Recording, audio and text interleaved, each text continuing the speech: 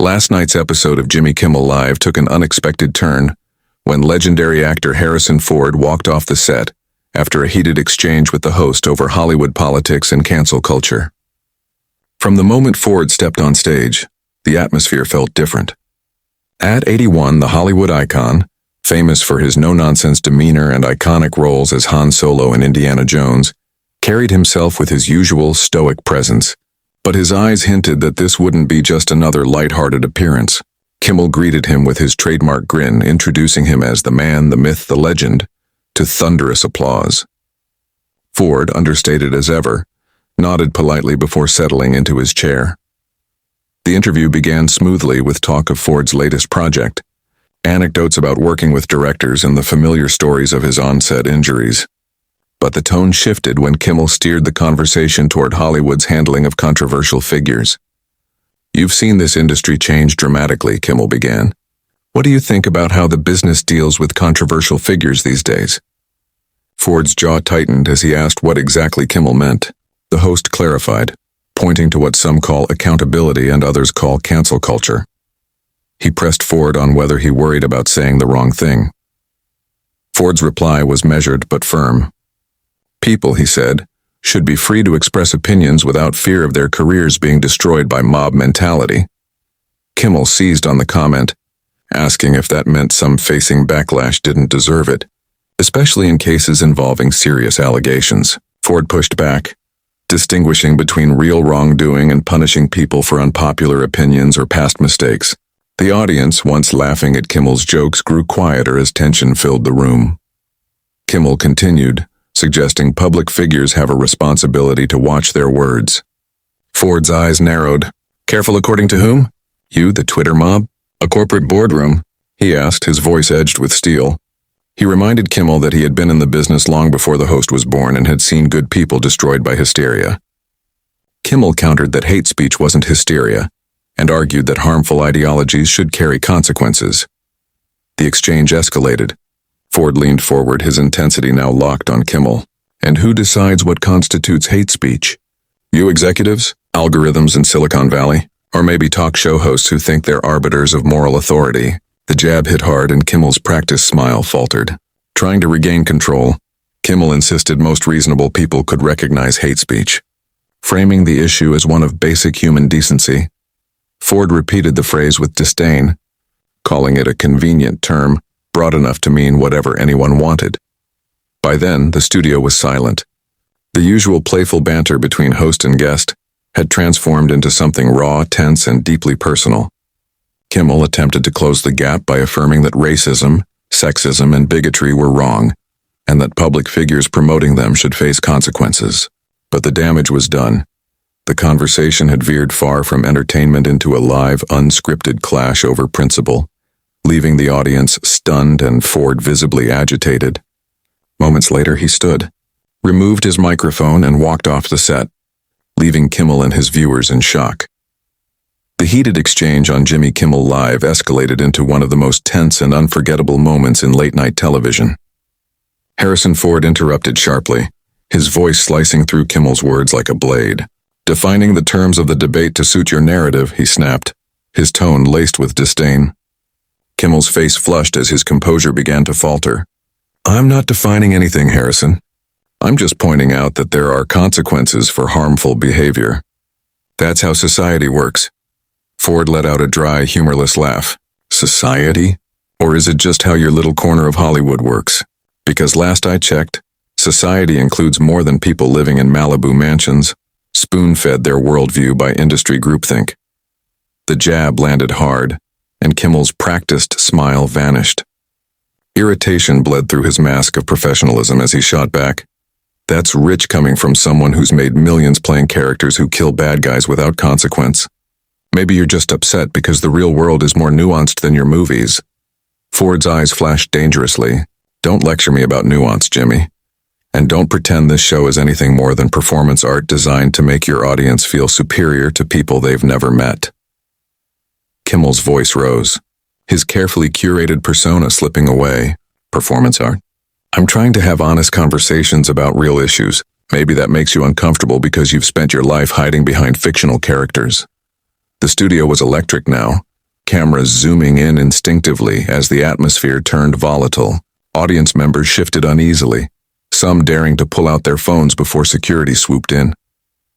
Ford stood, his towering frame casting a shadow across Kimmel's desk.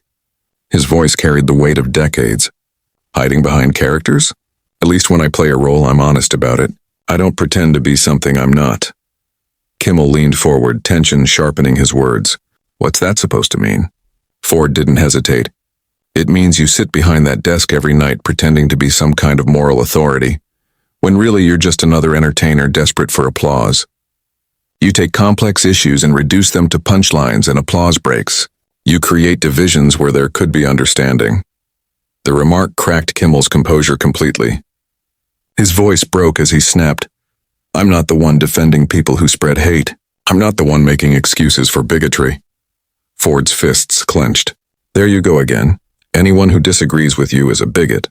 Anyone who questions your methods is defending hate. It's a neat trick, Jimmy. Shut down debate by painting your opponents as monsters. The audience sat frozen, caught between fascination and unease. This was no longer entertainment, it was a philosophical showdown. Kimmel now stood too, straining to match Ford's presence.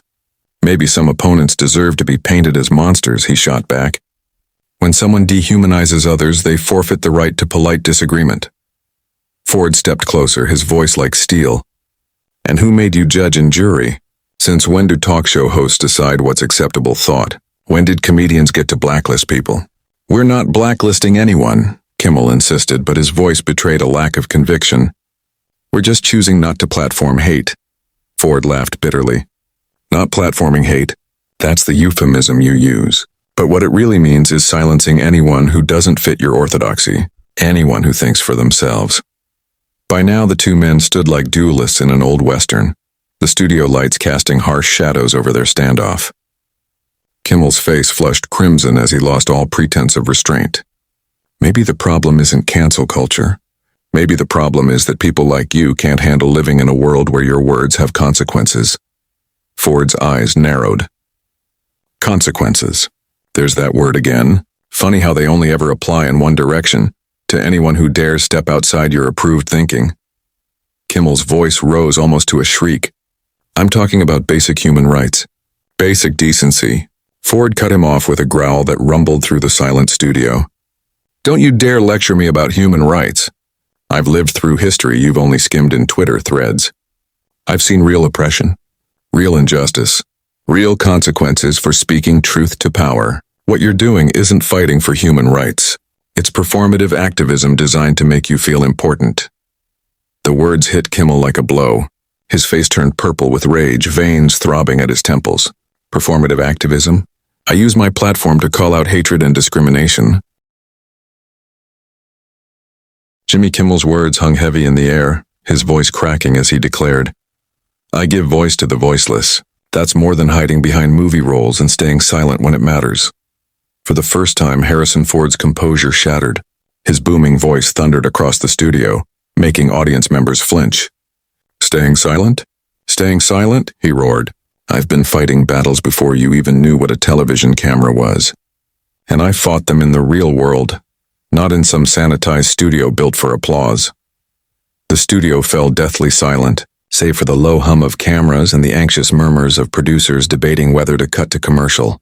Security inched closer, unsure if they were witnessing a heated interview or a situation spiraling beyond control. Kimmel, sensing Ford was on the defensive, pushed harder. Oh, please, spare me the war stories, Harrison. You think flying planes and doing your own stunts makes you some authority on moral courage? You're just another privileged Hollywood elite, upset that the world doesn't bow down to you anymore. The accusation hit like poison. Ford froze, his piercing glare fixed on Kimmel. When he finally spoke, his voice was low but sharp, trembling with fury. Privileged Hollywood elite, that's what you call me? That's your trick, isn't it? Dismiss anyone who challenges your worldview by slapping a label on them. Privileged, elite, and suddenly their opinions don't matter. Sensing an opening, Kimmel pressed. If the shoe fits, Harrison, you've made hundreds of millions pretending to be heroes, while real heroes deal with the consequences of hate speech and discrimination. Maybe it's time you admitted your privilege instead of defending people who spread it. Ford's hands shook, not with fear, but with unrestrained anger. You want to talk privilege? He growled. Let's talk about the privilege of sitting behind that desk every night, passing judgment on people you've never met, destroying reputations with snarky monologues and edited sound bites. Let's talk about the privilege of never facing real consequences because you're always on the approved side of the argument. I face consequences every day. Kimmel snapped, his voice cracking under the weight of emotion. I get death threats from your people, boycotts, harassment campaigns. Don't pretend like speaking against hate comes without a price. Ford's head snapped back, his eyes blazing. Your people? He repeated incredulously. There it is. The real Jimmy Kimmel. Anyone who disagrees with you becomes an enemy army you're bravely fighting. You can't imagine that decent people might simply see the world differently. The confrontation had gone beyond television now. Primal and raw, two powerful personalities clashing like titans. Kimmel's voice rose shrill and desperate. Different perspectives? Is that what we're calling racism now? Sexism? Homophobia? Just different perspectives? Ford stepped around the desk, closing the distance between them, his presence looming. You keep wielding those words like magic spells, he said darkly. Say them and you think you win. But I'm not afraid of your labels. Not afraid of your Twitter mob. Not afraid of your cancel crusades. Maybe you should be, Kimmel shot back, his tone lowering to match Ford's intensity. Maybe people who defend hate deserve consequences. Maybe the days of hiding behind fame and fortune are over. The veiled threat was unmistakable. Ford's eyes narrowed, his voice dropping to a menacing whisper. Is that a threat, Jimmy? Are you threatening me on national television? Kimmel faltered for just a second, but pressed on. I'm saying actions have consequences. Words have consequences. Maybe it's time you learned that. Ford let out a bitter laugh, stripped of all humor. Consequences from you? A man who's never done anything more dangerous than crack jokes for applause? You have no idea what real consequences look like. The studio held its collective breath. Even the cameras seemed hesitant, as if aware they were recording something that would go down in history. Kimmel, now visibly shaken but unwilling to retreat, made one last, desperate attempt to seize control. You know what, Harrison? I think our audience deserves to know what kind of person you really are. What kind of values you stand for. Ford's smile was cold, predatory. By all means, Jimmy, tell them. Kimmel hesitated under Ford's glare but pressed forward, his pride refusing to let him yield. Fine. I think you're a man so wrapped in wealth and fame you've lost touch with reality. I think you defend bigotry because it doesn't touch you personally, and I think you represent everything that's rotten about old Hollywood. The words landed like gunshots. Ford stood motionless, his silence more dangerous than his rage, as the entire studio braced for what he would do next. When Harrison Ford finally spoke, his voice carried the quiet authority of a man who had commanded respect for 5 decades. Old Hollywood, he repeated slowly. You mean the Hollywood that created art instead of propaganda?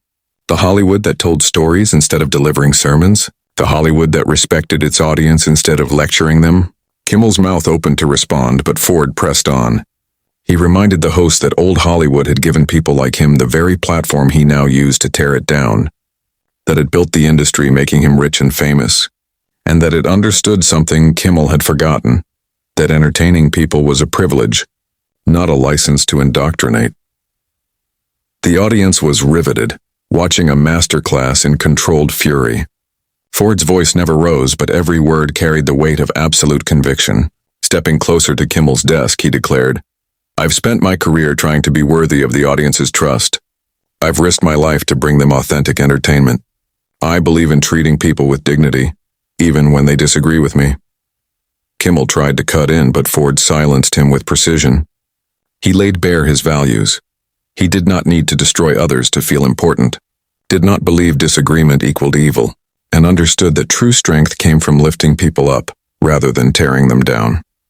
Kimmel's face drained of color, his earlier bravado gone. The host looked helplessly around the studio, searching for rescue that never came. Ford leaned closer, his voice dropping to a whisper that filled the air. And you want to know the real difference between us, Jimmy? When I leave here tonight, I'll sleep peacefully, knowing I've lived with integrity. Can you say the same? The words hung like a blade above Kimmel's head. He opened his mouth several times, but no words came out. His persona lay in ruins, dismantled by a man wielding authentic conviction against manufactured outrage. Ford straightened his jacket with calm finality. You know what, Jimmy? I came here to promote a movie. Instead, I've seen the soul of modern entertainment and I don't like what I see. Turning to the audience, he apologized for what they'd been forced to witness, saying they came for entertainment, not a toxic lecture. He placed the blame squarely on those who confuse celebrity with wisdom. The crowd sat in awed silence, watching a moment of unscripted history unfold before their eyes. Facing Kimmel one last time, Ford delivered his parting lesson. I hope someday you understand the difference between holding people accountable and destroying them. Real courage isn't punching down at those who can't fight back. It's admitting when you're wrong. With that, Ford turned and walked toward the exit, his footsteps echoing in the stillness. Wait, Harrison, we can work this out, Kimmel pleaded. Ford paused at the edge of the stage, his eyes filled with disappointment. No, Jimmy, we can't, because working it out requires listening. And you've forgotten how. Then he vanished into the wings, leaving behind a broken host and a stunned audience. The crowd erupted into whispers, then murmurs, then excited chatter as they realized they had just witnessed television history. Security scrambled to restore order, but it was too late. Cell phone footage leaked almost immediately. By the next morning, the confrontation had gone viral. Within days, Kimmel's ratings plummeted. His credibility eroded by what many viewers now saw as mean-spirited activism, disguised as entertainment. The clash became a cultural flashpoint, igniting national debate about the role of entertainers in politics and the line between accountability and destruction. For Harrison Ford, it stood as a definitive statement about the values guiding his career. For Jimmy Kimmel, it became a painful reminder of the difference between wielding power and earning respect. As the studio lights dimmed and the audience spilled out into the night, one truth was undeniable. They had just witnessed television history, though not the kind Hollywood would rush to celebrate.